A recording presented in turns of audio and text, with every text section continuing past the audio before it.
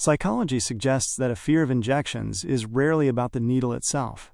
While most people feel a slight discomfort, for about 10% of the population, a simple vaccination or blood test triggers a primitive, uncontrollable shutdown response.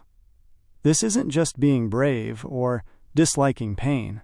It is a complex psychological phenomenon known as trypanophobia. If you or someone you know freezes, faints, or feels intense panic at the sight of a syringe, you aren't being, quote, childish.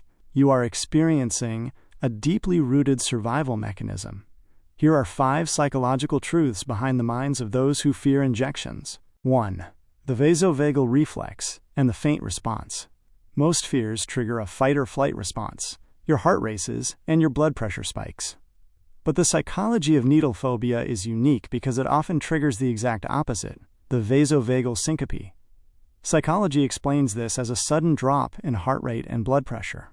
When the brain perceives the piercing of the skin as a threat to physical integrity, the nervous system overcompensates.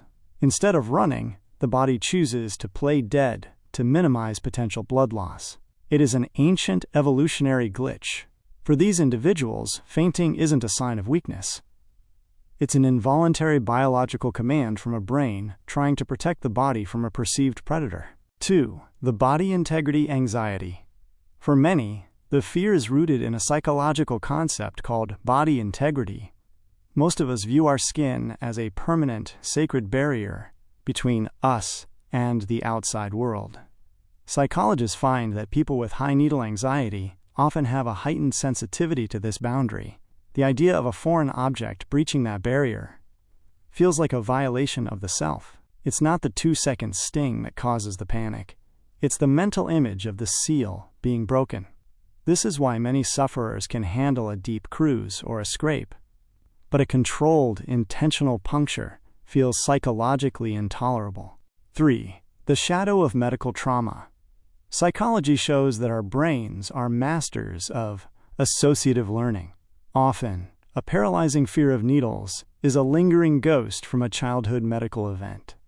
If a child was held down by multiple adults for a procedure, the brain didn't just record the pain, it recorded the helplessness. As an adult, sitting in that clinical chair triggers a flashback in the nervous system. The brain screams that you are trapped and unsafe. You aren't reacting to the doctor in front of you. You are reacting to the memory of the version of you that couldn't escape. This is a form of localized PTSD that requires compassion, not judgment. 4. Hypervigilance and sensory overload. People with needle phobia often possess a trait psychologists call high sensory processing sensitivity. They don't just see a needle, they notice the smell of the alcohol swab, the coldness of the metal tray, and the clinical brightness of the lights.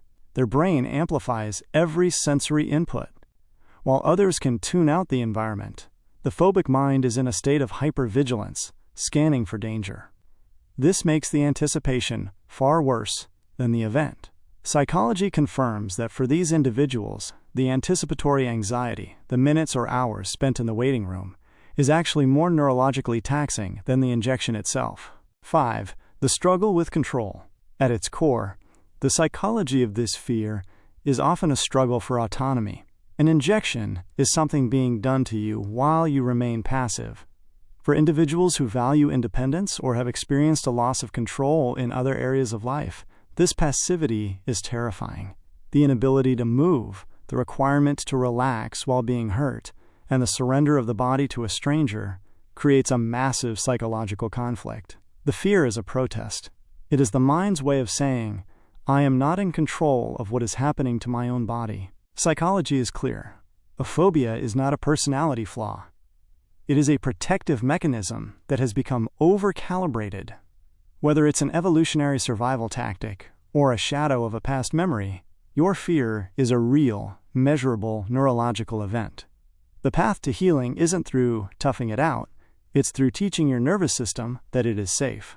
Through exposure therapy, breathing techniques, or simply acknowledging the trauma, that ancient shutdown response can be softened.